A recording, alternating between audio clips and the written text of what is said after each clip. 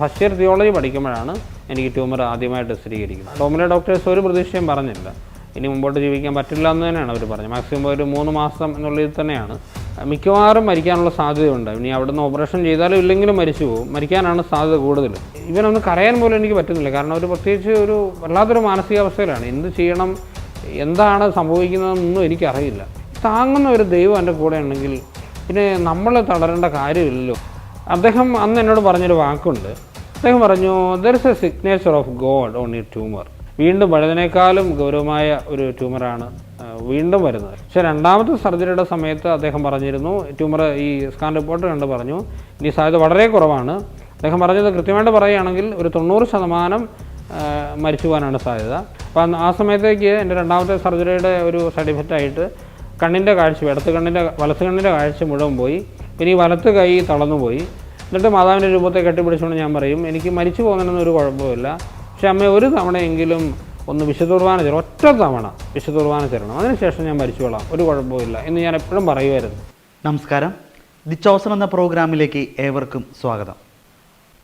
ഇന്നത്തെ ഈ എപ്പിസോഡിൽ നാം പരിചയപ്പെടാൻ പോകുന്നത് തലശ്ശേരി അതിരൂപതയിലെ വിളമന സെൻറ് ജൂഡ് ദേവാലയത്തിൻ്റെ വികാരിയായ ഫാദർ ഏലിയാസ് എടകുന്നൽ അച്ഛനെയാണ്. സോഷ്യൽ മീഡിയയിലൂടെ എല്ലാം നമുക്ക് അച്ഛനെ വളരെയധികം സുപരിചിതനാണ്. ഒരു വൈദികനാകണം എന്ന ഒറ്റ ആഗ്രഹം മുൻനിർത്തി തൻ്റെ ജീവിതത്തിലെ എല്ലാ പ്രതിസന്ധികളെയും വിശ്വാസത്തോടെയും പ്രാർത്ഥനയോടെയും നേരിട്ട് ഇന്ന് 5 വർഷം തൻ്റെ വൈദിക വൃത്തിയിൽ പൂർത്തീകരിച്ചിരിക്കുകയാണ് അച്ഛൻ. നമുക്ക് അച്ഛൻ്റെ കൂടുതൽ വിശേഷങ്ങൾ അറിയാം. അച്ഛ, യേശുമിശിഹായ്ക്ക് സ്തുതിയായിരിക്കട്ടെ. പ്രോഗ്രാമിലേക്ക് സ്വാഗതം. Thank you. അച്ഛനെക്കുറിച്ച് അച്ഛൻ്റെ സോഷ്യൽ മീഡിയയിലൂടെ എല്ലാം അച്ഛൻ്റെ വീഡിയോസും റീൽസ് എല്ലാം കണ്ട് നമ്മുടെ പ്രേക്ഷകർക്ക് എല്ലാവർക്കും സുപരിചിതനാണ് അച്ഛൻ. ഒരുപാട് വീഡിയോസ് എല്ലാം അച്ഛനെ കണ്ടിട്ടുണ്ട്. പക്ഷേ അച്ഛനെക്കുറിച്ച് കൂടുതൽ അടുത്തറിഞ്ഞിട്ടുണ്ടാവില്ല. അച്ഛൻ്റെ ജീവിതത്തെക്കുറിച്ചും ലൈഫിനെക്കുറിച്ചും വൈദികനാവാനുള്ള കാരണത്തെക്കുറിച്ചും വൈദിക വൃത്തിയിൽ അച്ഛൻ മുന്നോട്ട് പോകുന്നതും അങ്ങനെ കുറേ കാര്യങ്ങൾ പ്രേക്ഷകർക്ക് അറിയാൻ ആഗ്രഹമുണ്ട്. അച്ഛനൊന്ന് ജസ്റ്റ് ഒന്ന് പരിചയപ്പെടുത്താവും? തീർച്ചയായിട്ടും. എൻ്റെ പേര് ഫാദർ ഏലിയാസ് എടകുന്നേൽ. ഞാൻ തലശ്ശേരി അതിരൂപതയിലെ ഒരു അച്ഛനാണ്. 5 വർഷമായി വൈദികനായിട്ട്. 2018 എൻ്റെ തിരുപ്പട്ട സ്വീകരണം. 5.5 വർഷങ്ങൾ പൂർത്തിയാകുന്നു. ഞാൻ ആദ്യമായിട്ടാണ് വികാരിയാകുന്നത്. 3 പള്ളിയിൽ കൊച്ചനായിട്ട് ഇരുന്നു. അതിനുശേഷം 2021 വെള്ളമനയിൽ വികാരിയായിട്ട് വർക്ക് ചെയ്യാൻ വേണ്ടി പിതാവിനെ നിയോഗിച്ചു. സന്തോഷമായിട്ട് ആഹ്ലാദമായിട്ട് പോകുന്നു. ഞാൻ 2004 സെമിനാരിൽ ചേരുന്നത്. അപ്പോൾ നോർമലി ഞങ്ങൾ 2014 അച്ഛനാകേണ്ടതായിരുന്നു. പക്ഷേ എനിക്ക് ബ്രെയിൻ ട്യൂമർ വന്നു 2 തവണ പഠനത്തിനിടയ്ക്ക് തന്നെ, തിയോളജി പഠിക്കുമ്പോൾ. അതുകൊണ്ട് ഞാൻ ഇച്ചിരി താമസിച്ച് പോയി. പക്ഷേ ഒക്കെ ദൈവത്തിൻ്റെ പരിപാലനയായിരുന്നു. അതുകൊണ്ട് 2018 ഡിസംബർ 26 എനിക്ക് അച്ഛനാകാൻ പറ്റിയത്. അച്ഛൻ്റെ വീട്ടിലാരൊക്കെ ഉണ്ട്? എനിക്ക് എൻ്റെ ചാച്ചൻ മരിച്ചുപോയി. ഏതാണ്ട് 6 വർഷമായി. അതായത് പട്ടം കിട്ടുന്നതിന് കൃത്യം 1 വർഷം മുന്നേ ചാച്ചൻ മരിച്ചുപോയി.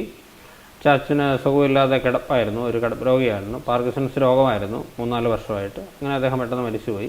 ഇപ്പോൾ വീട്ടിൽ നിലവിലിപ്പം എൻ്റെ അമ്മച്ചിയുണ്ട്, പെങ്ങളുണ്ട്, പെങ്ങളുടെ കല്യാണം കഴിഞ്ഞു, ഭർത്താവുണ്ട്. അവർ 3 പേരാണ് വീട്ടിൽ താമസിക്കുന്നത്. ഞങ്ങൾ 2 മക്കളായിരുന്നു. ഓക്കെ. എങ്ങനെയായിരുന്നു വെച്ചാൽ അച്ഛൻ്റെ വൊക്കേഷൻ എങ്ങനെയായിരുന്നു? എങ്ങനെയാണ് ഈ ഒരു വൈദികനാകണം എന്ന ആഗ്രഹം എന്നായിരുന്നു വന്നത്? അത് സത്യത്തിൽ ചെറുപ്പം മുതൽ തന്നെ ഉണ്ടായിരുന്നു. സ്കൂളിലൊക്കെ പഠിക്കുമ്പോൾ തന്നെ അങ്ങനെ ആഗ്രഹം ഉണ്ടായിരുന്നു. പക്ഷെ അത്ര സീരിയസ് ഒന്നും ആയിരുന്നില്ല. പക്ഷേ ഹൈസ്കൂൾ ക്ലാസ്സുകളിലെത്തിയപ്പോൾ ഞാനത് വളരെ ഗൗരവത്തോടെ ചിന്തിക്കാൻ തുടങ്ങി പൗരോഹിത്യത്തെ പറ്റി. കാരണം ആ സമയത്താണല്ലോ, ടീനേജ് പ്രായമാകുമ്പോഴാണല്ലോ നമ്മുടെ ഇനി മുമ്പോട്ട് എന്താണ് എന്നുള്ള ചിന്താഗതികളൊക്കെ വരുന്നത്. അപ്പം എനിക്ക് വളരെ ഗൗരവമായിട്ട് തന്നെ അപ്പോൾ ഒരു ചിന്ത വന്നു, പൗരോഹിത്യമാണ് എൻ്റെ വിളി.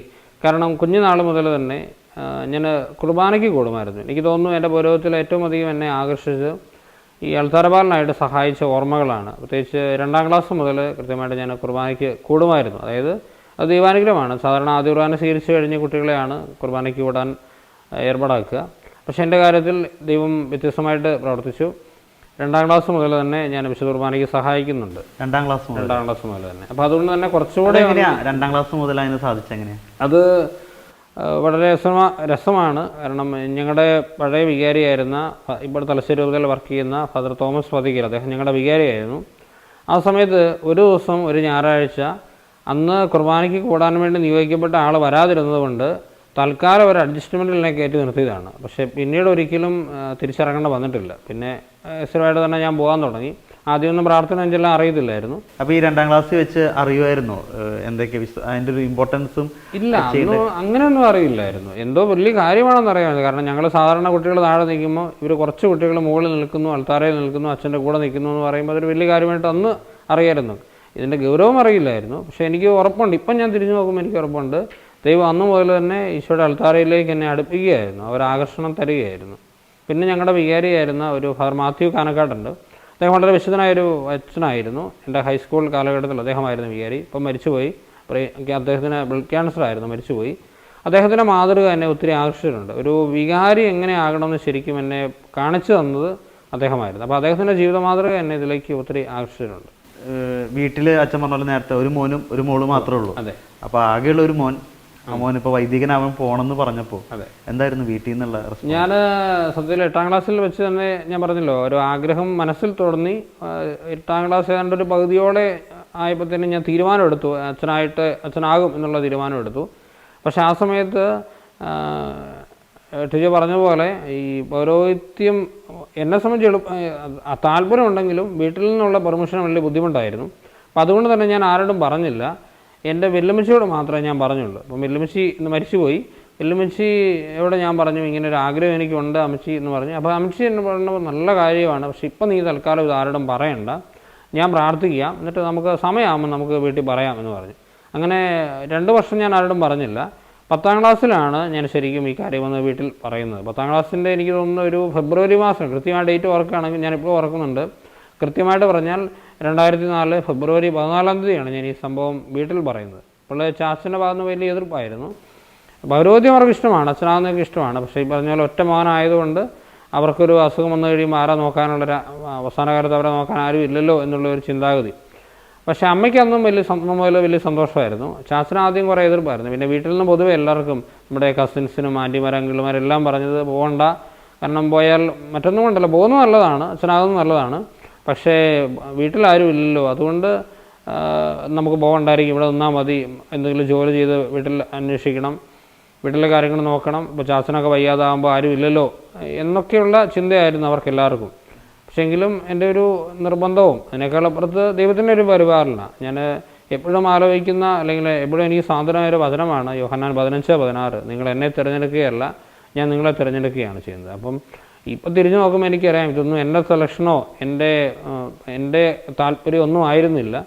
ദൈവം അനാദിയിലെ തീരുമാനിച്ചിരുന്നു ഈശോയുടെ ഒരു പുരോഹിതനാകണമെന്ന്. അതിനുള്ള വഴികൾ ഈശോ ഇങ്ങനെ ഒരുക്കിക്കൊണ്ടിരിക്കുകയായിരുന്നു എന്ന് മാത്രമേ തിരിഞ്ഞു നോക്കുമ്പോൾ എനിക്ക് പറയാനുള്ളൂ.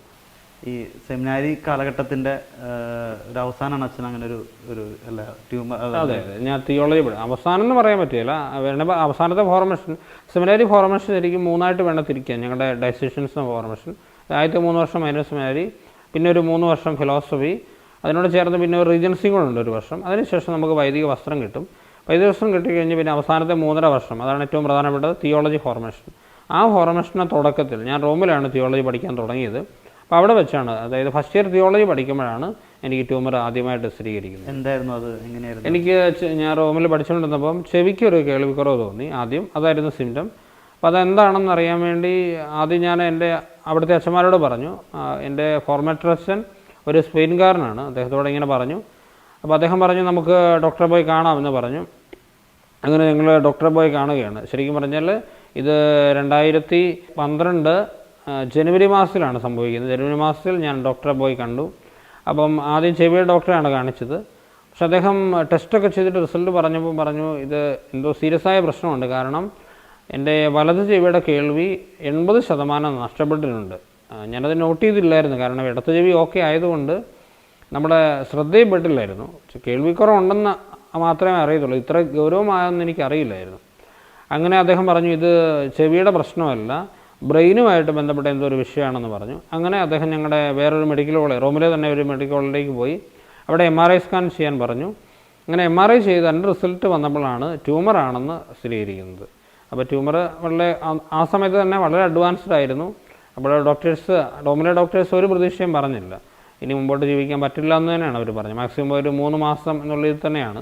ഞാനിപ്പോഴും കൃത്യം ഓർക്കുകയാണ്, 2012 ജനുവരി മാസത്തിൽ നമ്മളിങ്ങനെ ഇരിക്കുന്ന പോലെ ഡോക്ടേഴ്സിൻ്റെ ടീമിന് മുമ്പിൽ ഞാനിങ്ങനെ ഇരിക്കുകയാണ്. ഈ മെഡിക്കൽ റിപ്പോർട്ട് എന്നെ കാണിച്ചുകൊണ്ട് അവർ പറഞ്ഞു മാക്സിമം ഒരു 3 മാസം, അതിൽ കൂടുതൽ അദ്ദേഹത്തിന് ആയുസ് ഉണ്ടാവില്ല എന്ന് പറയും. കാരണം റോമിലെ അല്ലെങ്കിൽ യൂറോപ്യൻ മെഡിക്കൽ എത്തിക്സ് അനുസരിച്ച് രോഗിയെല്ലാം അറിയണം എന്നാണ്, രോഗിയുടെ റൈറ്റാണ് എല്ലാം അറിയണം.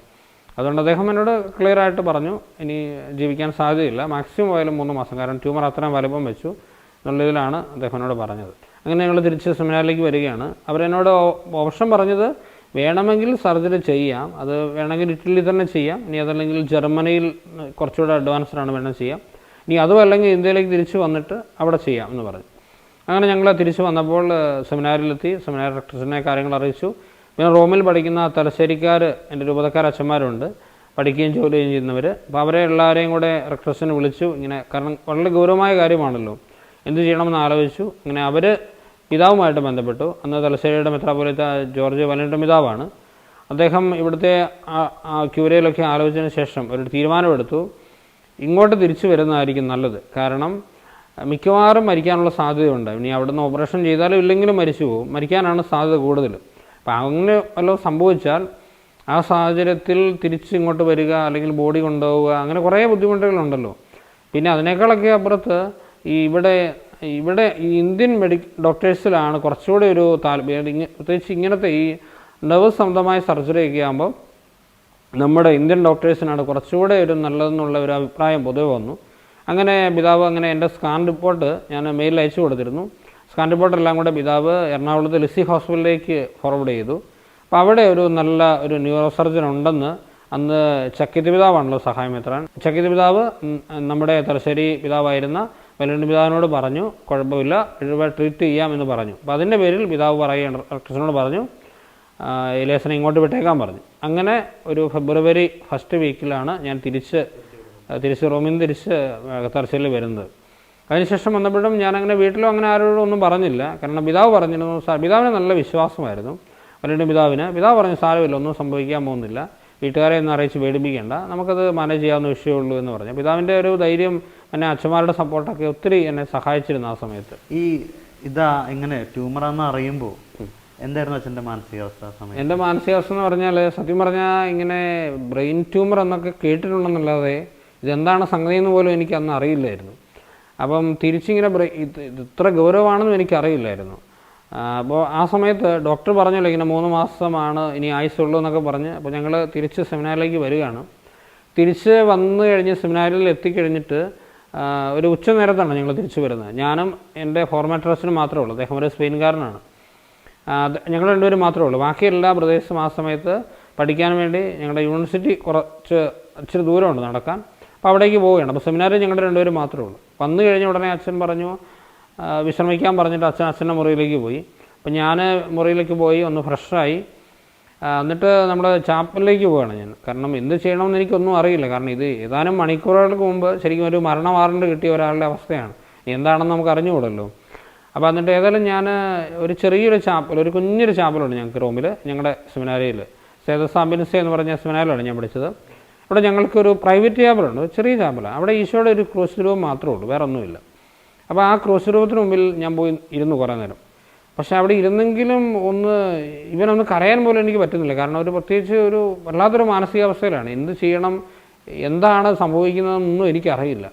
പക്ഷേ കുറച്ച് നേരം ഈശോയുടെ അടുത്ത് അവിടെ ഇരുന്ന് കഴിഞ്ഞപ്പം ഒരു ഗാനമുണ്ടല്ലോ മലയാളത്തിൽ, ഞാൻ എന്നോ കേട്ട് മറന്ന ഒരു ഗാനമാണ്. ഈ താങ്ങുന്ന ദൈവം കൂടെയുണ്ടെങ്കിൽ തളരുവത് എന്ത് കുഞ്ഞേ എന്ന് പറഞ്ഞ ഒരു ഗാനമുണ്ട്. അപ്പം അതിൻ്റെ ഈരടികൾ ഇങ്ങനെ എൻ്റെ മനസ്സിലേക്ക്, ആ വരികൾ തന്നെ ഇങ്ങനെ വരികയാണ്. അത് ഈശോ തന്നതാണ് ആ സമയത്ത്. അത് ഞാൻ അറിയാതെ തന്നെ അതിങ്ങനെ ആവർത്തിച്ച് പാടാൻ തുടങ്ങി. അത് പാടി കുറേ പാടി കഴിഞ്ഞപ്പോഴത്തേനും അതൊരു വലിയ ബോധ്യമായിട്ട് എൻ്റെ മനസ്സിലേക്ക് വന്നു. കാരണം ട്യൂമറൊക്കെ എനിക്കുണ്ട്, വലിയ പ്രശ്നമുണ്ട്. പക്ഷേ താങ്ങുന്ന ഒരു ദൈവം എൻ്റെ കൂടെ ഉണ്ടെങ്കിൽ പിന്നെ നമ്മൾ തളരേണ്ട കാര്യമില്ലല്ലോ, ഞാൻ സങ്കടപ്പെടേണ്ട കാര്യമില്ലല്ലോ എന്നുള്ള വലിയൊരു ചിന്താഗതി, വലിയൊരു ബോധ്യം. അതൊരു ചിന്ത എന്നതിനേക്കാൾ അപ്പുറത്ത് ഈശോ തന്നൊരു ബോധ്യമാണ്.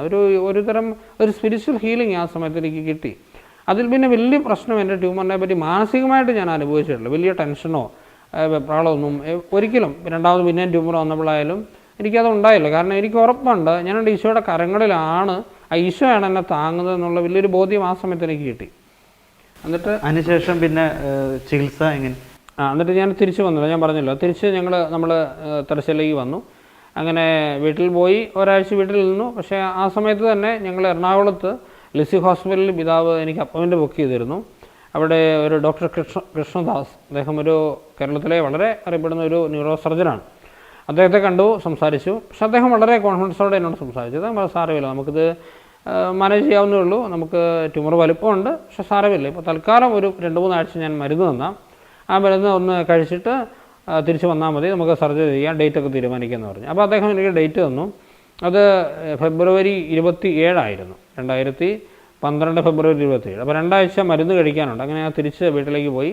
അപ്പോൾ ആ സമയത്ത് ഞാൻ ഓപ്പറേഷൻ ഫിക്സ് ചെയ്ത് 2012 ഫെബ്രുവരി 27 അപ്പോൾ അതുകൊണ്ട് 2 ആഴ്ച വീട്ടിൽ പോയി റെസ്റ്റൊക്കെ എടുത്തതിന് ശേഷം ആ സമയത്ത് മരുന്ന് കഴിച്ചു.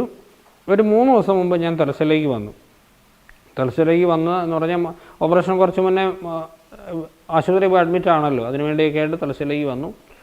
അപ്പോൾ പിതാവ് എന്നെ തലശ്ശേരി സെമിനാരിയിൽ, മൈനർ സെമിനാരി, ഞങ്ങളുടെ അന്നത്തെ ആധ്യാത്മിക പിതാവായിരുന്ന ഫാദർ ഷാജി തെക്കേമുറി അച്ഛനുണ്ട്. അച്ഛൻ പിന്നീട് ഞങ്ങളുടെ ഡയറക്ടറായി. ഇപ്പം തലശ്ശേരി രൂപതലത്തിൻ്റെ നിർമ്മലഗിരി എന്ന് പറഞ്ഞ പള്ളി വികാരിയാണ്. അദ്ദേഹത്തിൻ്റെ അടുത്ത് കൗൺസിലിങ്ങിന് വേണ്ടി, ഒരു ആധ്യാത്മിക കൗൺസിലിങ്ങിന് വേണ്ടി സംസാരിക്കാനൊക്കെ ആയിട്ട് ഞാൻ പോയി. അദ്ദേഹം അന്ന് എന്നോട് പറഞ്ഞൊരു വാക്കുണ്ട്. അദ്ദേഹം പറഞ്ഞു, there is A signature of God on your tumour. അതായത് നിൻ്റെ ട്യൂമറിൽ ദൈവത്തിൻ്റെ ഒരു കയ്യൊപ്പുണ്ട് എന്ന് പറഞ്ഞു. അതെനിക്ക് ഭയങ്കരമായ ഒരു ആശ്വാസം ആ സമയത്ത് തന്നു. അപ്പോൾ ഞാനതിങ്ങനെ പിന്നീട് അത് തന്നെ ഇങ്ങനെ അച്ഛൻ എന്തൊക്കെയോ മറ്റു കുറേ കാര്യങ്ങൾ പറഞ്ഞു, പക്ഷെ ഇതൊന്നും എൻ്റെ മനസ്സിലില്ല. എൻ്റെ മനസ്സിൽ ഈ ഒരു വാക്ക് മാത്രമേ ഉള്ളൂ, നിൻ്റെ ട്യൂമറിൽ ദൈവത്തിൻ്റെ ഒരു കയ്യൊപ്പുണ്ട്. അപ്പോൾ അതിൻ്റെ അത്ഭുതം എന്താണെന്ന് വെച്ചാൽ, ഞാനിങ്ങനെ ഫസ്റ്റ് സർജറി കഴിഞ്ഞിട്ട് റെസ്റ്റൊക്കെ എടുക്കുന്ന സമയത്ത് ഒരിക്കൽ അച്ഛനെ വീണ്ടും മീറ്റ് ചെയ്തു. അപ്പോൾ അച്ഛനോട് പറഞ്ഞു, അച്ഛൻ അന്ന് പറഞ്ഞ വാക്കുകൾ, എൻ്റെ ട്യൂമറിലൊരു ദൈവത്തിൻ്റെ കയ്യൊപ്പുണ്ടെന്ന് അച്ഛൻ പറഞ്ഞില്ലേ, അതെന്നെ ഒത്തിരി സ്പർശിച്ചു കേട്ടോ എന്ന് പറഞ്ഞു. അവിടെയാണ് ശരിക്കും മിറാക്കിൾ. അച്ഛൻ പറഞ്ഞു, മോനെ ഞാൻ അങ്ങനെ ഒരു വാക്ക് പറഞ്ഞായിട്ട് പോലും ഞാൻ ഓർക്കുന്നില്ലെന്ന്. അച്ഛൻ പറഞ്ഞു, സത്യമായിട്ട് ഞാൻ ഓർക്കുന്നില്ല, ഞാൻ പറഞ്ഞു എന്ന് തന്നെ എനിക്കറിയില്ല. അപ്പോൾ എനിക്ക് ഉറപ്പാണ്, അത് എനിക്കും അച്ഛനും അന്ന് ബോധ്യമായി, അത് ദൈവം അച്ഛൻ്റെ ചുണ്ടിലേക്ക് വെച്ച് തന്നുമായിരുന്നു ആ വാക്ക്. കാരണം ആ വാക്ക്, ആ ഒരു ആശ്വാസ വാക്ക് അന്ന് എനിക്ക് ആശ്വാസമായിരുന്നു. അന്ന് എനിക്ക് കിട്ടേണ്ടതാണെന്ന് തമ്പുരാൻ അറിയാമായിരുന്നു. അങ്ങനെയാണ് ഞാൻ ആശുപത്രിയിലേക്ക് പോകുന്നത്. 25 തീയതി പോകുന്നു, അഡ്മിറ്റായി. 27 സർജറി. ഏതാണ്ട് ഒരു 9 മണിക്കൂർ എടുത്ത സർജറിയാണ്, വളരെ ലോങ് ആയിട്ടുള്ള സർജറിയാണ് കഴിഞ്ഞത്. പക്ഷേ എല്ലാവരും തന്നെ മിക്കവാറും പേര് ഞാൻ മരിച്ചു പോകുമെന്ന് വിചാരിച്ചെങ്കിലും, അല്ലെങ്കിൽ ഞാൻ കംപ്ലീറ്റ് ബെഡ് റിട്ടൺ ആകുമെന്നൊക്കെ വിചാരിച്ചെങ്കിലും ഒന്നും സംഭവിച്ചില്ല, ദൈവാനുഗ്രഹം കൊണ്ട്. പിന്നീട് ഒരു 2 മാസക്കാലത്തോളം വിശ്രമമായിരുന്നു. പക്ഷേ ട്യൂമറിൻ്റെ സൈഡ് ഇഫക്റ്റായിട്ട് എൻ്റെ വല ചെവിയുടെ കേൾവി പൂർണ്ണമായിട്ടും നഷ്ടപ്പെട്ടു. അങ്ങനെ പക്ഷേ 2012 ഒരു ഓഗസ്റ്റ് മാസം ആകുമ്പോഴത്തേനും വീണ്ടും എന്നെ പ്രൊമോട്ട് ചെയ്യുന്ന സമയമായി. പക്ഷേ പ്രൊമോഷൻ ഒരു ബുദ്ധിമുട്ടാണ്. കാരണം ഇത്രയും വലിയൊരു അസുഖം വന്ന ആൾക്ക് ഇനിയും ഇത് വരുമോ എന്നും അറിയില്ല. ആ ഒരു സാഹചര്യത്തിൽ തിരിച്ച് മുമ്പോട്ട് പോകാൻ പറ്റുമോ എന്നുള്ള എല്ലാവർക്കും കൺഫ്യൂഷനായി. അതുകൊണ്ട് പിതാവിനോട് പറഞ്ഞു, 2 വർഷം ബ്രേക്ക് എടുക്കണം, എന്നിട്ട് വീണ്ടും ട്യൂമർ വരുമോ ഇല്ലയോ എന്ന് അറിഞ്ഞിട്ട് നമുക്ക് ബാക്കി ചെയ്യാമെന്ന് പറഞ്ഞു. അങ്ങനെ എനിക്ക് ബ്രേക്ക് എടുത്ത് തിരിച്ച് വീട്ടിലേക്ക് പോകാൻ ആഗ്രഹമില്ല, ഒട്ടും ആഗ്രഹമില്ല. അപ്പോൾ ഞാൻ പിതാവിനോട് പറഞ്ഞു, പിതാവേ ഞാൻ അങ്ങനെയാണെങ്കിൽ 2 വർഷം എന്തെങ്കിലും പഠിക്കാമെന്ന് പറഞ്ഞു. പഠിച്ച് 2 വർഷത്തേക്ക് ഒരു ഓപ്ഷൻ പഠിക്കാം. അപ്പോൾ പിതാവ് പറഞ്ഞു, ഒരു കാര്യം ചെയ്യാൻ, കോളേജിൽ പോയിട്ട് എന്താ ഇഷ്ടമുള്ളൊരു വിഷയം പഠിച്ചോളാൻ പറഞ്ഞു. അപ്പോൾ അങ്ങനെ അച്ഛന്മാരും പലരും എന്നെ സജസ്റ്റ് ചെയ്തതനുസരിച്ച് ഞാൻ MSW പഠിച്ചു. 2 വർഷം അങ്ങാടിക്കടവ് ഡോൺ ബോസ്കോ കോളേജിൽ വെച്ചിട്ട് MSW പഠിച്ചു.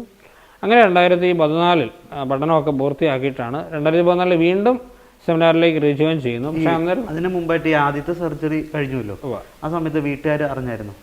അല്ല, സർജറി കഴിഞ്ഞ് അവരോട് പറഞ്ഞില്ല, ട്യൂമർ ആയിരുന്നു എന്നൊക്കെ പറഞ്ഞു. സർജറി സമയത്ത് അവർ വീട്ടുകാരെല്ലാവരും ഉണ്ട്? ഇല്ല, സത്യം പറഞ്ഞാൽ വീട്ടിൽ നിന്ന് ആരും വന്നില്ല. കാരണം ചാച്ചൻ അന്ന് തീരെ ക്ഷീണമായിരുന്നു, പിന്നെ വേറെ ആരും വരാനില്ലല്ലോ. പിന്നെ ഒരു കസിൻ ചേട്ടായി മാത്രമായിരുന്നു വീട്ടിൽ നിന്ന് വന്നത്. പക്ഷേ അമ്മയൊക്കെ എന്തായിരുന്നു? അമ്മയ്ക്ക് അത്രയും ദൂരം യാത്ര ചെയ്യാൻ പറ്റില്ലാത്തതുകൊണ്ട് അമ്മ എന്തെങ്കിലും സംസാരിച്ചിരുന്നോ അച്ഛൻ്റെ അടുത്ത് ആ സമയത്ത്? ഇല്ല, കാരണം അവർക്ക് അറിയില്ലായിരുന്നു ഇത്ര ഗൗരവമായ ഒരു ഓപ്പറേഷൻ ആണെന്ന് പറയില്ല. ഞാൻ അവരോട് പറഞ്ഞു, ചെറിയൊരു ഞരമ്പിൻ്റെ കംപ്ലയിൻറ്റ് അങ്ങനെയൊക്കെ ഞാൻ പറഞ്ഞുള്ളൂ. ഇത്രയും സീരിയസ് ആണെന്നും ഇത്രയും മണിക്കൂറുകൾ എടുക്കുമെന്നൊന്നും അറിയില്ല. കാരണം അവരൊക്കെ ഒരു നാട്ടുമ്പുറത്തുള്ളവരായതുകൊണ്ട് ഇത്രയും ലോങ് സർജറി എന്നൊക്കെ പറയുമ്പോൾ അവരെ സംബന്ധിച്ച് വളരെ വലുതാണ്. ഇത്രയും സമയം എടുക്കുമെന്ന് ഡോക്ടേഴ്സ് പോലും വിചാരിച്ചില്ല. പക്ഷേ ട്യൂമർ എടുത്ത് വന്നപ്പോൾ അത്രയും സമയം എടുത്തതാണ്, ഒരു 9 മണിക്കൂറോളം എടുത്തിരുന്നു. അതിനുശേഷം പിന്നെ കോളേജിലേക്ക് 2012 തന്നെ ഓഗസ്റ്റ് മാസത്തിൽ കോളേജിൽ പോയി. 2014 വരെ 2 വർഷമായിരുന്നു പഠിച്ചത് MSW. അതിനുശേഷം വീണ്ടും സെമിനാരിൽ ചേർന്നു. പക്ഷേ ആ സമയത്ത് തിരിച്ച് റൂമിലേക്ക് പോകാൻ പറ്റില്ല. കാരണം ആ സമയത്തേക്ക് എനിക്ക് അനുവദിച്ച സ്കോളർഷിപ്പ് കട്ടായി പോയി. അതുകൊണ്ട് തിരിച്ച് കുന്നോത്ത് മേജർ സെമിനാരിയിലേക്ക് പിതാവിനെ പഠിക്കാൻ വിട്ടു. തിയോളജി അവിടെയാണ് പഠിച്ചത്. പിന്നെ ആദ്യത്തെ ഒരു 3 വർഷം തിയോളജി 3 വർഷം വലിയ കുഴപ്പമില്ലാതെ പോയി. പക്ഷെ 3-ാം വർഷം ആയപ്പോഴത്തേനും വീണ്ടും ഞാൻ തലകറങ്ങി വീണു, പെട്ടെന്ന് ബാത്റൂമിൽ തലകറങ്ങി വീണു. ആളുകൾ എന്നെ എടുത്തുകൊണ്ട് പോയി, പിന്നെ ഡോക്ടറെ കാണിച്ചു. അപ്പോൾ എല്ലാവർക്കും ഒരു സംശയം, പഴയ അസുഖത്തിൻ്റെ ബാക്കിയാണോന്ന് അറിയത്തില്ലാത്തത് കൊണ്ട് അവരെന്നെ എറണാകുളത്തേക്ക് തന്നെ റെഫർ ചെയ്തു. എറണാകുളത്തേക്ക് തന്നെ ഡോക്ടേഴ്സ് പറഞ്ഞു. അങ്ങനെ അവിടെ പോയിട്ട് ലിസി ഹോസ്പിറ്റലിൽ പോയിട്ട് ഒന്നുകൂടെ തന്നെ ഈ ഡോക്ടർ കൃഷ്ണദാസിൻ്റെ കീഴിൽ തന്നെ ഒന്നുകൂടെ സ്കാൻ ചെയ്തു. MRI ചെയ്തപ്പോഴാണ് മനസ്സിലായത് വീണ്ടും പഴയതിനേക്കാളും ഗൗരവമായ ഒരു ട്യൂമറാണ് വീണ്ടും വരുന്നത്. അത് ഇത് നടക്കുന്നത് 2017-ലാണ്. 2017 ഓഗസ്റ്റ് മാസത്തിലാണ് ഈ സംഭവം നടക്കുന്നത്. അപ്പോൾ അങ്ങനെ പിന്നെ വൈദികനാവാൻ തൊട്ട് മുമ്പ് അതായത് 2018-ലാണ് ശരിക്കും എൻ്റെ ഓർഡിനേഷൻ നടക്കേണ്ടത്. പക്ഷേ അപ്പം അതിനുള്ള ഏതാണ്ടൊരു ഒരുക്കത്തിലൊക്കെയാണ്. കാരണം തേർഡ് ഇയർ തിയോളജി എന്നൊക്കെ പറയുമ്പോൾ നമ്മുടെ ഏറ്റവും അടുത്ത ഒരുക്കത്തിലേക്ക് വരികയാണ്. ആ സമയത്താണ് പെട്ടെന്ന് ഇങ്ങനെ സംഭവിച്ചത്. വീണ്ടും ട്യൂമറാണ്, പിന്നെ എന്ത് ചെയ്യുമെന്നും അറിയില്ല. ഒരു വല്ലാത്തൊരവസ്ഥയിൽ കൂടെ ആ സമയത്ത് കടന്നു പോയായിരുന്നു. കാരണം അങ്ങനെ വീണ്ടും ഒരു ട്യൂമർ വരുമെന്ന് ആരും പ്രതീക്ഷിക്കുന്നില്ല. വീണ്ടും ഇത് വളർന്നു വരുമെന്നൊന്നും പ്രതീക്ഷിച്ചില്ല. അത് വളരെ മാരകമായ ട്യൂമറായിരുന്നു. കാരണം ഡോക്ടർ, ഞാൻ പറഞ്ഞല്ലോ, ആദ്യത്തെ ട്യൂമറിൻ്റെ സ്കാൻ ചെയ്ത സമയത്തൊക്കെ എറണാകുളത്തെ ഡോക്ടർ എന്നോട് പറഞ്ഞിരുന്നു, പ്രതീക്ഷിക്കാം, നമുക്ക് സാധ്യതയുണ്ട്, ഇനിയും ജീവിക്കും, കുഴപ്പമൊന്നുമില്ലെന്ന് പറഞ്ഞു. പക്ഷേ രണ്ടാമത്തെ സർജറിയുടെ സമയത്ത് അദ്ദേഹം പറഞ്ഞിരുന്നു, ട്യൂമർ ഈ സ്കാൻ റിപ്പോർട്ട് കണ്ട് പറഞ്ഞു ഇനി സാധ്യത വളരെ കുറവാണ്. അദ്ദേഹം പറഞ്ഞത് കൃത്യമായിട്ട് പറയുകയാണെങ്കിൽ ഒരു 90% മരിച്ചു പോകാനാണ് സാധ്യത, ഒരു 9% കംപ്ലീറ്റ് ബെഡ് റിഡൻ ആകാൻ സാധ്യതയുണ്ട്.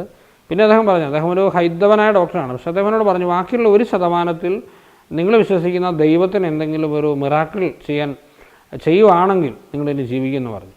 അപ്പോൾ അത് ദൈവം അങ്ങനെ ഒരു അത്ഭുതം പ്രവർത്തിച്ചുകൊണ്ടാണ് ഇത് ഈ ട്യൂമർ കഴിഞ്ഞിട്ട് ഈ രണ്ടാമത്തെ ഓപ്പറേഷൻ കഴിഞ്ഞിട്ട് 6 വർഷമായി.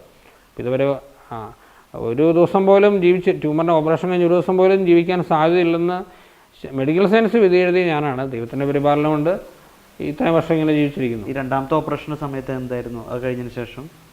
രണ്ടാമത്തെ ഓപ്പറേഷൻ കഴിഞ്ഞിട്ട് 2 മാസം റെസ്റ്റ് എടുത്തു.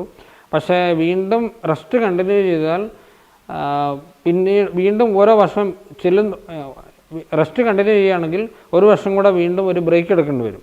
അപ്പം അതിന് താല്പര്യമില്ലാത്തതുകൊണ്ട് പിതാവും എല്ലാവരും കൂടെ ആലോചിച്ചിട്ട് പറഞ്ഞു, ഞാൻ വിശ്രമിച്ചുകൊണ്ട് തന്നെ ക്ലാസ്സുകൾ അറ്റൻഡ് ചെയ്യാൻ. അതായത് സെമിനാരി ക്ലാസ്സുകൾ നടക്കുന്നു, ഞാൻ ഞങ്ങളുടെ സിക്ക് റൂമിൽ തന്നെ ഞാനവിടെ കിടക്കുന്നു, എനിക്ക് കഷ്ടി എണീക്കാനേ പറ്റുള്ളൂ.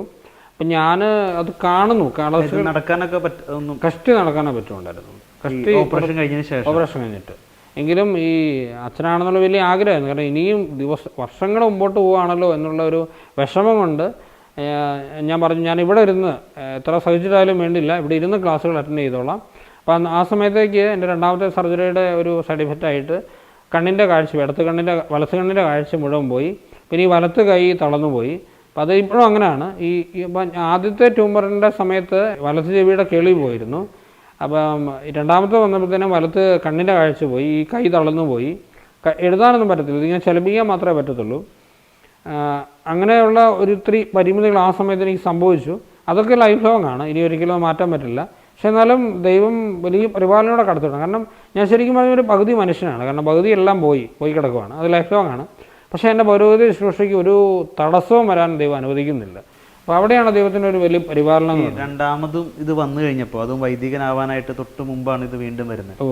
ആ സമയത്ത് ഇപ്പോൾ ദൈവത്തോട് എന്തെങ്കിലും തോന്നിയിരുന്നോ? കാരണം എന്തിനാണ് ഞാൻ ദൈവത്തിന് ശുശ്രൂഷയ്ക്ക് വേണ്ടി ഇറങ്ങി വന്നത്, എന്നിട്ട് എന്തിനാ ദൈവം ഇങ്ങനെ പരീക്ഷിക്കുന്നത് പരാതി? അദ്ദേഹം പറഞ്ഞത് ശരിയാണ്. ആ സമയത്തൊക്കെ എനിക്ക് ആ രീതി തന്നെയുള്ള ചിന്തകൾ വന്നു. കാരണം എന്താണ് സംഭവിക്കുന്നതെന്ന് പോലും നമുക്കറിയില്ല. കാരണം അച്ഛനാതിനെ തൊട്ട് മുമ്പ് അപ്പോൾ അതിൽ 2 ഉത്തരങ്ങൾ ഞാനത് പറയാം. 2 ഉത്തരമല്ല, 2 ഉത്തരങ്ങൾ എൻ്റെ മനസ്സിൽ പിന്നീട് ദൈവം തന്നു. അതാണ് ഒന്നാമത്തെ കാര്യം എന്ന് പറഞ്ഞാൽ, ഈ തലശ്ശേരി സെമിനാരിയിൽ ആണ് ഞാൻ ആ സമയത്തൊക്കെ ഈ അസുഖത്തെ പറ്റിയൊക്കെ അറിഞ്ഞു കഴിഞ്ഞ് കുറച്ച് ദിവസമൊക്കെ താമസിച്ചതൊക്കെ. ആ സമയത്ത് അവിടെ മാതാവിൻ്റെ രൂപമുണ്ട്, കുഞ്ഞു രൂപമുണ്ട്. ഇവിടെ എല്ലാ ദിവസവും വൈകുന്നേരങ്ങളിൽ ഞാൻ പോകും. വൈകുന്നേരം എന്ന് പറഞ്ഞാൽ ബാക്കി പ്രദേശമൊക്കെ സെമിനാരിക്കാരെല്ലാവരും കളിക്കുന്ന സമയമാണ്. പക്ഷേ ആ സമയത്ത് എനിക്ക് കളിക്കാനൊന്നും പറ്റത്തില്ലാത്തതുകൊണ്ട് ഞാൻ ഇങ്ങനെ ഈശോയുടെ മാതാവിൻ്റെ അടുത്തേക്ക് പോകും. എന്നിട്ട് മാതാവിൻ്റെ രൂപത്തെ കെട്ടിപ്പിടിച്ചുകൊണ്ട് ഞാൻ പറയും, എനിക്ക് മരിച്ചു പോകുന്നതിനൊന്നും ഒരു കുഴപ്പമില്ല, പക്ഷേ അമ്മ ഒരു തവണയെങ്കിലും ഒന്ന് വിശുദ്ധ കുർബാന ചെല്ലണം, ഒറ്റ തവണ വിശുദ്ധ കുർബാന ചെല്ലണം, അതിനുശേഷം ഞാൻ മരിച്ചുകൊള്ളാം, ഒരു കുഴപ്പമില്ല എന്ന് ഞാൻ എപ്പോഴും പറയുമായിരുന്നു. അപ്പം അങ്ങനെ ഇരിക്കെ ഒരിക്കലും ഇങ്ങനെ എല്ലാ ദിവസവും ഇത് പറയും, കരയും, അത് തന്നെയാണ് നിൻ്റെ ടൈം ടേബിൾ. അങ്ങനെ എനിക്ക് ഒരു ദിവസം ഞാൻ നേരത്തെ പറഞ്ഞ വചനം എനിക്ക് കിട്ടി. ബൈബിൾ തുറന്നപ്പോൾ എനിക്ക് ഒരിക്കലും വചനം കിട്ടി, നിങ്ങൾ എന്നെ തിരഞ്ഞെടുക്കുകയല്ല, ഞാൻ നിങ്ങളെ തിരഞ്ഞെടുക്കുകയാണ് ചെയ്തത്. യോഹന്നാൻ 15:16. ആ വചനം ആ സമയത്ത് എനിക്ക് വലിയൊരു ആശ്വാസമായി. കാരണം ഈ ട്യൂമർ എന്നെ സംബന്ധിച്ച് വലുതാണ്, ഇത് വരുമെന്ന് അറിഞ്ഞുകൊണ്ടല്ല ഞാൻ സെമിനാരിൽ ചേർന്നത്. പക്ഷേ ഇതെല്ലാം അറിയാവുന്ന ഒരു ദൈവമാണ് എന്നെ തിരഞ്ഞെടുത്തത്. അപ്പം ദൈവമാണ് എന്നെ തിരഞ്ഞെടുത്തതെങ്കിൽ പൗലോസ്ലീഹ പറയുന്ന പോലെ എന്നെ ആരിലാണ് ഞാൻ വിശ്വാസം അർപ്പിച്ചിരിക്കുന്നതെന്ന് എനിക്കറിയാം. ആ ഒരു ബോധ്യം കിട്ടിയതിൽ പിന്നെ എനിക്ക് ഒരു പ്രശ്നമില്ലാതായി എന്ന് പറഞ്ഞാൽ ഒരു തളർച്ച അങ്ങ് മാറിക്കിട്ടി. അപ്പോൾ പിന്നീട് ഞാൻ ദൈവത്തോട് പരാതി ഒന്നും പറഞ്ഞില്ല. ഞാൻ എപ്പോഴും ഓർക്കുന്നുണ്ട്, സെമിനാരിയിൽ ഈ മേജർ സെമിനാരിയിൽ ട്യൂമറിൻ്റെ ഓപ്പറേഷന് വേണ്ടി, രണ്ടാമത്തെ ട്യൂമറിൻ്റെ ഓപ്പറേഷന് വേണ്ടി പോകുന്നതിന് മുമ്പ് തലേദിവസം ഞാൻ ബ്രദേഴ്സിനെല്ലാം പോയി കണ്ടിരുന്നു, പൊതുവായിട്ട് കണ്ടു. അവരോട് ഞാൻ എപ്പോഴും പറഞ്ഞ വാക്കുകൾ ഇങ്ങനെയാണ്: നിങ്ങളെൻ്റെ രോഗം സുഖപ്പെടാനോ നിങ്ങൾ പ്രാർത്ഥിക്കേണ്ട, ഒരച്ഛനാകാൻ പറ്റാൻ വേണ്ടി നിങ്ങൾ പ്രാർത്ഥിച്ചാൽ മതി. ഈശോ ആഗ്രഹിക്കുന്ന പോലെ ഒരു പുരോഹിതനാകാൻ വേണ്ടി ഒരു തവണയെങ്കിലും ഒന്ന് കുർബാന ചെല്ലാൻ വേണ്ടി നിങ്ങൾ എനിക്ക് വേണ്ടി പ്രാർത്ഥിച്ചാൽ മതി. അപ്പോൾ കഴിഞ്ഞ ദിവസം ഞാനിങ്ങനെ വെറുതെ ഒന്ന് കണക്ക് നോക്കുമായിരുന്നു. ഞാൻ അച്ഛനായിട്ട് ഏതാണ്ട് 5 വർഷം കഴിഞ്ഞിപ്പം. അപ്പോൾ 5 വർഷത്തിനുള്ളിൽ മിനിമം ഒരു 2000 വിശുദ്ധ കുർബാനയെങ്കിലും ഞാൻ ചൊല്ലിയിട്ടുണ്ട്. അപ്പോൾ ഞാൻ ഒരു സിംഗിൾ വിശുദ്ധ കുർബാനയാണ് ഈശോയോട് ചോദിച്ചത്. പക്ഷേ ഈശോ വലിയൊരു പരിപാലനയാണ്. പരിപാലനം എന്നുള്ളതിനെപ്പറ്റി പറയാനൊന്നുമില്ല. ഇപ്പം അതേപോലെ തന്നെ വൈദികനാണ് തൊട്ട് മുമ്പാണ് അച്ഛൻ്റെ പിതാവ് പെട്ടെന്ന് മരിക്കുന്നത്. അതെ അല്ലേ? അതൊരു ഷോക്കായിരുന്നു. തീർച്ചയായിട്ടും അതൊരു ഷോക്കായിരുന്നു. അത് ശരിക്കും പറഞ്ഞാൽ ഈ രണ്ടാമത്തെ ട്യൂമറിൻ്റെ കാര്യം പറഞ്ഞു, ഡോക്ടർ പറഞ്ഞു. അതിൻ്റെ ഓപ്പറേഷനൊക്കെ ഏകദേശം ഫിക്സ് ചെയ്തു. ഡേറ്റൊക്കെ ഏതാണ്ട് അറിഞ്ഞു കഴിഞ്ഞ് തിരിച്ച് ഞാൻ ഇങ്ങനെ മരുന്ന് കഴിച്ച് ഒരു ടൈം പീരീഡ് ഉണ്ട്, 2-3 ആഴ്ച മരുന്ന് കഴിക്കണം. അങ്ങനെ മരുന്ന് കഴിച്ചുകൊണ്ടിരിക്കുമ്പോഴാണ് പെട്ടെന്ന് ഒരു ദിവസം ശേഷം മരിച്ചു പോകുന്നത്. 2017 സെപ്റ്റംബർ 8-ാം തീയതിയാണ്. അന്ന് അച്ഛൻ രണ്ടാമത് വന്നതിന് ശേഷമല്ലേ? അതെ, രണ്ടാമത്. അപ്പോൾ വയ്യാണ്ട് തന്നെ കിടക്കുമായിരുന്നു. വയ്യാണ്ട് കിടക്കുമായിരുന്നു. അത് ചാച്ചനും കിടപ്പായിരുന്നു 3 വർഷമായിട്ട്. ചാച്ചന് ഈ പാർക്കിൻസൺസ് രോഗമായിട്ട് 3 വർഷം കിടപ്പായിരുന്നു. പക്ഷേ ഈ എൻ്റെ ട്യൂമറിൻ്റെ കാര്യം, രണ്ടാമത് ട്യൂമർ വന്നപ്പോൾ ഇവർക്കെല്ലാം മനസ്സിലായി പെട്ടെന്ന്. കാരണം ആദ്യത്തെ ട്യൂമർ ഇത്ര ഗൗരവമാണെന്ന് അറിയാമായിരുന്നുകൊണ്ട് രണ്ടാമത് ട്യൂമർ വന്നു എന്നറിഞ്ഞപ്പം പെട്ടെന്ന് ചാച്ചനൊരു വല്ലാത്തൊരു ഷോക്കായി. അങ്ങനെ ഒരു അറ്റാക്ക് വന്നാണ് ചാച്ചൻ മരിക്കുന്നത്. പെട്ടെന്നൊരു മനസ്സിന് ഷോക്കായി, അത് കൺട്രോൾ ചെയ്യാൻ പറ്റില്ല, അറ്റാക്ക് വന്ന് അദ്ദേഹം അങ്ങനെയാണ് മരിക്കുന്നത്. പക്ഷേ ആ സമയത്ത് ഞാൻ ചാച്ചനെ അടക്കം കഴിഞ്ഞിട്ട് 7 കഴിഞ്ഞിട്ട് തിരിച്ച് സെമിനാറിലേക്ക് തന്നെ വന്നു. സെമിനാറിൽ കുന്നോത്ത് സെമിനാറിൽ റെസ്റ്റ് എടുക്കുകയാണ്. ആർക്കും ഒരു തരത്തിൽ പറഞ്ഞാൽ ഞാൻ ആശ്വസിക്കാൻ പറ്റാത്തൊരവസ്ഥയാണ്. ഒന്നും പറയാൻ പറ്റില്ല, എന്ത് പറഞ്ഞും ആശ്വസിക്കാൻ പറ്റത്തില്ലല്ലോ. കാരണം എല്ലാ ഇതിലും നഷ്ടങ്ങൾ മാത്രമാണ് ജീവിതത്തിൽ. പക്ഷേ ആ സമയത്ത് ഒരിക്കൽ എൻ്റെ ഒരു സ്പിരിച്വൽ ഫാദർ ആയിരുന്ന ഒരു ഫാദർ തോമസ് വള്ളിയാനിപുരം, അദ്ദേഹം ചങ്ങനാശ്ശേരി അതിരൂപതാംഗമാണ്.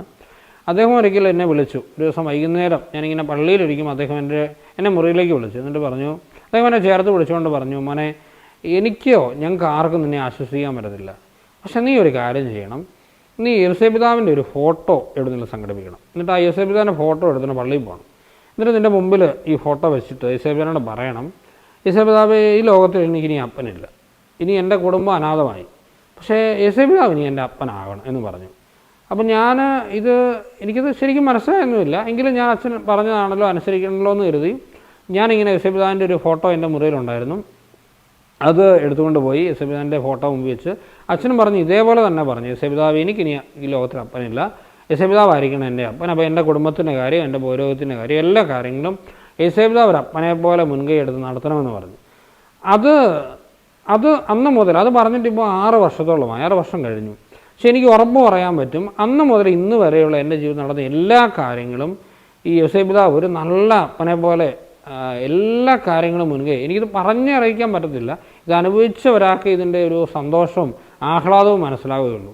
എല്ലാ കാര്യങ്ങളും, ഭട്ടമായാലും കൊള്ളാം, മറ്റു ജീവിതത്തിലെ എല്ലാ കാര്യങ്ങളും യേശുപിതാവ് മുൻകൈ എടുത്ത് നടത്തുകയായിരുന്നു. അത്ഭുതകരമായിട്ട് എല്ലാവരും മരിച്ചു പോകുമെന്ന് പറഞ്ഞതാണ്, പക്ഷെ ഒന്നും സംഭവിക്കാതെ എനിക്ക് ഉറപ്പാണ്. യേശുപിതാവിൻ്റെ വലിയ മധ്യസ്ഥത, യേശുപിതാവിൻ്റെയും മാതാവിൻ്റെയും വലിയ സ്നേഹം, അവരുടെ വലിയ മധ്യസ്ഥത എൻ്റെ ഈ സൗഖ്യത്തിനും പൗരോഹിത്യത്തിനും പുറകിലുണ്ട്. അപ്പം അങ്ങനെ അതാണ് എനിക്ക് ആ സംഭവത്തെ പറ്റി പറയാൻ. അച്ഛൻ മരിച്ചുപോയി, വിഷമം ഇപ്പോഴും ഉണ്ട്, അതൊരിക്കലും മാറത്തില്ല. പക്ഷേ എന്നാലും എനിക്ക് ഉറപ്പുണ്ട് ഇതൊക്കെ ദൈവപരിപാലനമായിരുന്നു. ഒന്നിനെപ്പറ്റിയും ഒരു തരി പോലും നിരാശയില്ല. കാരണം എല്ലാം ഈശോയുടെ പദ്ധതിയാണ്.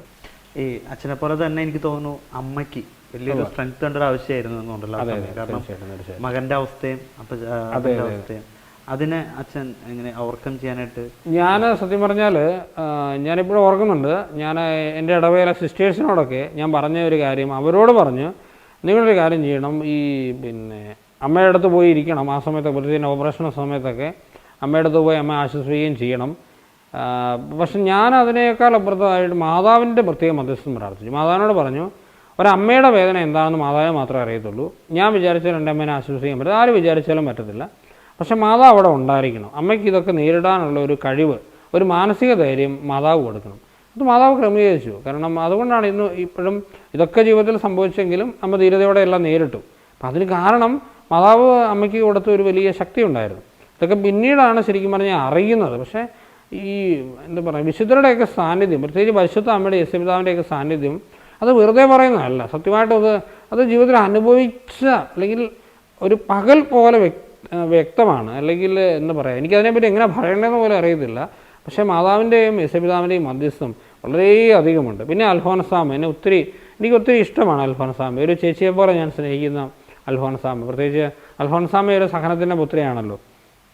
അതുകൊണ്ട് തന്നെ എല്ലാ സഹനങ്ങളിൽ നേരിടാനുള്ള ഒരു കഴിവ്, പിന്നെ പൗരോഹിത്യം കിട്ടുമെന്നുള്ള വലിയൊരു തീഷ്ണത എനിക്ക് തന്നതും, എന്ത് സംഭവിച്ചാലും പൗരോഹിത്യത്തിലും ഈശോ തരും എന്നുള്ളൊരു ബോധ്യം തന്നതും അൽഫോൻസാമ്മയായിരുന്നു. എൻ്റെ ഏറ്റവും വലിയ നേർച്ചയായിരുന്നു അച്ഛനായി കഴിഞ്ഞ് ഭരണങ്ങാനത്ത് പോയിട്ട് ഒരു വിശുദ്ധ കുർബാന ചേരണം, അവിടെ ഒരു സാക്ഷ്യം പോലെ പ്രസംഗം പറയണം എന്നൊക്കെ. അത് ഒരു വർഷത്തിന് ശേഷമാണ് എനിക്ക് സാധിച്ചത്, പൗരോഹിത്യത്തിന് ശേഷം. ദി ചോസൻ എന്ന പ്രോഗ്രാമിൽ ഏലിയാസ് അച്ഛൻ്റെ ജീവിതാനുഭവങ്ങളും ആണ് നമ്മളിപ്പോൾ കേട്ടുകൊണ്ടിരിക്കുന്നത്. തീർച്ചയായിട്ടും നമ്മൾ ഈ ഒരു എപ്പിസോഡ് ഇവിടെ അവസാനിക്കുന്നില്ല. അടുത്ത ആഴ്ച അച്ഛൻ്റെ തന്നെ കൂടുതൽ വിശേഷങ്ങൾ നമ്മൾ അറിയും. അതുവരേക്കും നന്ദി.